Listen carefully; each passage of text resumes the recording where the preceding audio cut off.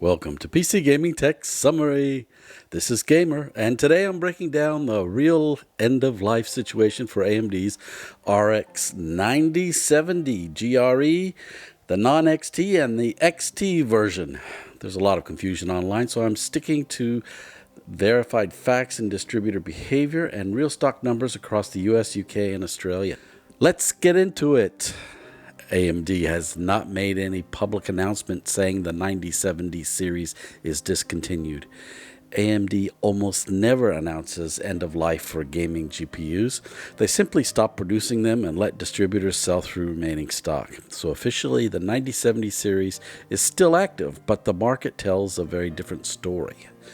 Across the USA and UK and Australia, distributors are marking the GRE no further shipments, and the non-XT 9070 discontinued, and the 9070 XT sell through only. These are internal distributor flags visible through retailer metadata and inventory feeds. Retailers in USA, UK, and Australia are not receiving new stock of any 9070 series GPU that I know of. Retailers show flags like no restock expected, discontinued by supplier, last remaining stock, no ETA for restock. This is the classic AMD soft end-of-life pattern. AIB Partners, which is the add-in board partners, still list 9070 series product pages including Sapphire, Asus, PowerColor, Gigabyte, XFX, and ASRock. AIB partners customize the physical graphics card with their own custom circuit board designs, their PCB printed circuit board designs, enhanced cooling solutions, and factory overclocking to improve the performance and aesthetics. But here's the important part. There have been no new variants of the 9070 XTs after April 28, 2026. The 9070 GRE was released worldwide on June 2nd, 2026 with 12 gigabytes of VRAM. The 9070 XT and the 9070 have 16 gigabytes. No AIB has announced recently a new 9070 XT, no new cooler designs, no new overclocking editions, no limited editions, no regional variants, no new EEC filings, no new distributor SKU codes, no new PC part picker entries, no new retailer listings, no BIOS updates of new models, no marketing material for additional 9070 XT cards. This is exactly what a hard stop in production looks like. This is AMD's typical soft end-of-life behavior. The pages remain online, but the supply chain behind them is already shut down. Here are the verified in-stock and out-of-stock 9070 series model counts across 3 regions. In the UK, for the 9070 XT, there's 36 models in stock and 9 out of stock. The 9070, 17 in stock and 3 out of stock. The 9070 GRE, 9 in stock and 0 out of stock. The US, the United States, the 9070 XT, there are 38 models in stock and 7 out of stock. With the 9070, there's 16 in stock and 4 out of stock. With the GRE, there are 9 in stock and 0 out of stock. In Australia, with the 9070 XT, there are 29 models in stock and 16 out of stock. With the 9070, there are 10 in stock and 10 models out of stock. With the GRE, there are 9 in stock and 0 out of stock. What this means that the GRE is fixed at 9 units in every region, and that was the last shipment. The non-XT is collapsing, it's discontinued. The XT is thinning and sell-through only. These numbers match distributor behavior exactly. So, To give you an example, there are other regions in the world that are behaving differently. In New Zealand, there are no 9070s left, all out of stock, no models available. GRE has one model left out of the 9. With the 9070 XT in New Zealand, there are 13 models in stock and 31 models that are out of stock. So to summarize, the RX 9070 GRE was launched in China first and then globally, and only small batches manufactured with 9 units per region. Effectively, it's on its end of life. Production has stopped and distributors are selling remaining stock. With the 9070, there was an extremely small production run, one global batch only, almost no OEM use, and the stock collapsing in all regions. So this is fully end of life. This is the rarest RDNA 4 retail GPU. The 9070 XT is still in stock in USA, UK, and Australia, but it is dwindling. There are no new shipments known. Functionally end of life, still so, but no new production. So, with these GPUs, these are realistic production scale estimates based on AIB SKU counts, distributor inventory, retail availability, OEM usage, and launch window duration. I'm giving you straight numbers, not ratios. These are estimates. Okay, so with the last generation, the old 7900 XTX and the 7900 XT, which is the RDNA 3 flagships, estimated global production was around 300 to 400,000 units. For the RX 9070 XT, the estimated global production was only 100,000 units, so quite a bit less. For the 9070, the estimated global production was 10,000 to 15,000 units. This is the smallest RDNA 4 retail GPU run, and consistent with stock numbers collapsing instantly. So the RX 7900 GRE estimated global production was 150 to 200,000 units. With the 9070 GRE, the estimate is 20 to 25,000 units. This matches the tiny fixed stock batches you're seeing with 9 units per region. Now with the 7900 series, it had a long life cycle. It launched in 2022 and stayed in production through to 2025, 2026.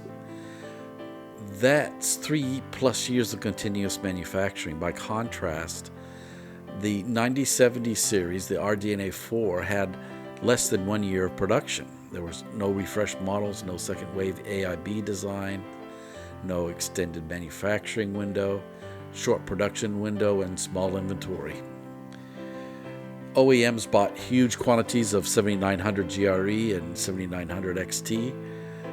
Major PC builders used the 7900 series in pre-built gaming PCs and workstations, enterprise desktops, government and education contracts.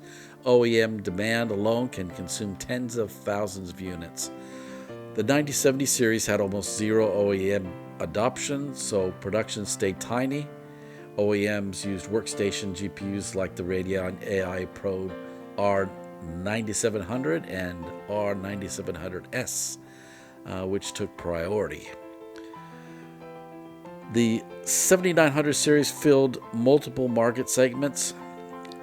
It covered high-end gaming, enthusiast performance, workstation compute, VRAM heavy workloads, OEM systems, global retail channels, while the 9070 series only covered mid-range gaming, limited retail, no workstation, no OEM, no enterprise, no global marketing push, and fewer markets equals fewer units produced. AIB partners invested heavily in the 7900 designs. such as Sapphire, Power Color, XFX, Gigabyte, and Asus. They created dozens of cooler designs, multiple OC editions, limited editions, regional variants, water-cooled models, BIOS refreshes, long-term production runs. But for the 9070 series, only a handful of designs, no refreshes, no late cycle variants, no water-cooled editions, no second wave SKUs, production stopped early. AIB investment directly affects the production volume. So RDNA 4 had limited wafer allocation. TSMC gave AMD fewer Node 4 or 4 nanometer wafers for RDNA 4 because Ryzen 9000 CPUs, the EPYC server chips, MI300 AI accelerators all needed the same manufacturing capacity. So they allocated their manufacturing capacity and runs with TSMC, and they didn't prioritize the gaming GPUs. They wanted to prioritize high-profit products, not the mid-range GPUs. So RDNA 4 simply did not get enough wafers to produce large quantities. This is exactly why the 9070 series is disappearing so quickly. When you only produce small amounts, then the stock, gets eaten up quicker. So it seems that AMD has focused on RDNA 5, so the new generation coming forward, because that's going to include some of these enterprise and big business type products, not just gaming GPUs. And so they're quietly exiting the RDNA 4, okay, which is what I am concluding. Okay, I used PC Part Picker for my main source of information as well as Wikipedia. Just a note on the 9070, if you are in those areas that still have stock, the 9070 non-XT version, the Sapphire Pure, I've had for over a year. Really happy with it. It is very cool.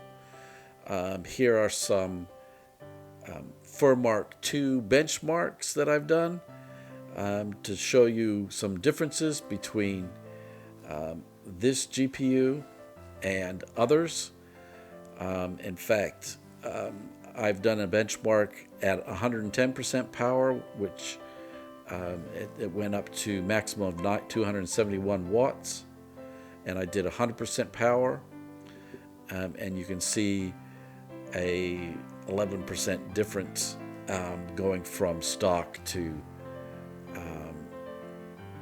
overclocking the power to 110%. One of the reasons why I like this GPU so much is how cool it runs. So these are chips that could not be binned or that could not be used for the 9070 XT.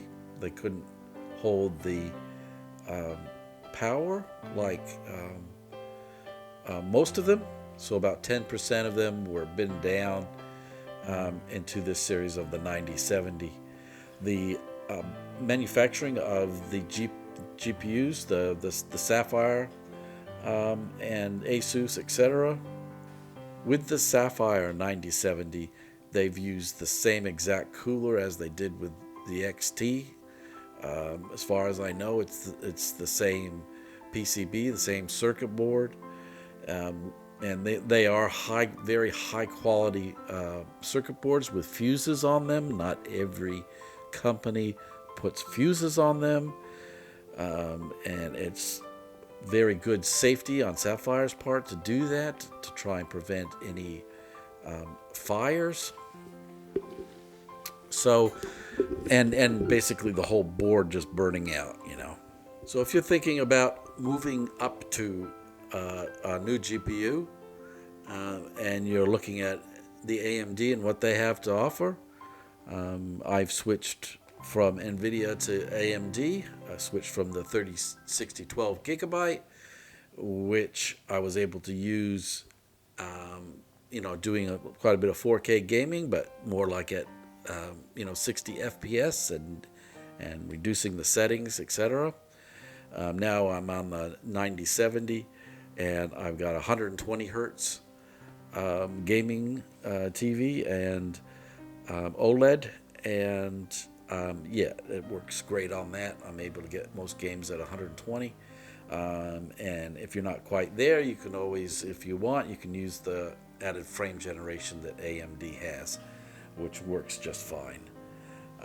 They have pretty good ray tracing, but it's basically the makers of the games, the game engines and whatnot, that need to optimize AMD GPUs for ray tracing.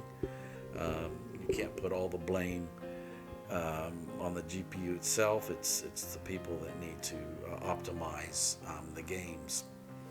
So if we look at this FurMark benchmark, we'll compare a 3060 12 gigabyte to what a 9070 gave, and my numbers are higher, and the Sapphire Pure, it is stock 220, not 220 watts like most of the other ones. So this number here reflects more of a 220 watt GPU. The Pure is actually at 100% 245 watts. Okay, and then you can then up it another 10%, and you can take it up to around 270 watts or so. So that explains the improved FPS, and also what's really amazing is the cooling. So even at 110%, it is beautiful at cooling. Okay, so I have tweaked the fans, and if you have a look at my fan curve and my settings here, so basically I've have it set so it's not going to go over 75% of the fan's capacity. It doesn't need to, doesn't get up that hot. So I have it going from, I always have the fans running. So from 25C, I have it set for 15% fans, and then on a straight line going up to 75 if it ever hits 75 degrees. And that is actually the hot spot temperature. So the way this cooling curve works is that it actually works on the hotspot temperature, not the GPU temperature. Okay, well, enough for me today, I think, and thanks for watching. Thanks for being with me here on PC Gaming Tech Summary. And don't forget, you'll be seeing me in the next video.